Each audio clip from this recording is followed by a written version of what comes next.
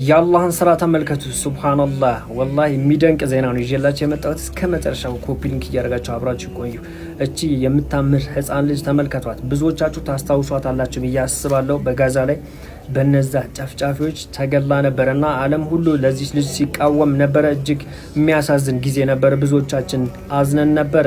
ታዲያ እቺ ልጅ ስትሞት ያኔ ተጠያቂ የነበረው ይሄ ሰው ነው። ይሄ በምስሉ ላይ የምትመለከቱት ሰው ማለት ነው የእስራኤል 52ኛ ሻለቃ አዛዥ ነው። ይሄ አዛዥ በሰሞኑን እየተደረገ በነበረው ከሊባኖሱ ሂዝቡላ ጋር እየተደረገ ባለው ውጊያ ማለት ነው በደቡብ ሊባኖስ አካባቢ በሊባኖሱ ሂዝቡላ ጥቃት ተሰንዝሮበት እጅግ ትልቅ ጉዳት እንደደረሰበትና በሞትና በህይወት መካከል እንደሚገኝ እየተነገረ ይገኛል። ሆስፒታል ኮማ ውስጥ ነው የሚገኘው። እዚች ልጅ ላይ ያደረገው ነገር ማንም የሚረሳው አይደለም። ሁሉም ሰው የሚሰራው ስራ፣ ሁሉም ሰው ምስኪኖች ላይ በሚያደርገው ነገር አንድ ጊዜ የሆነ ጊዜ ላይ ጊዜው ይደርስና እሱም ተጠያቂ ይሆናል።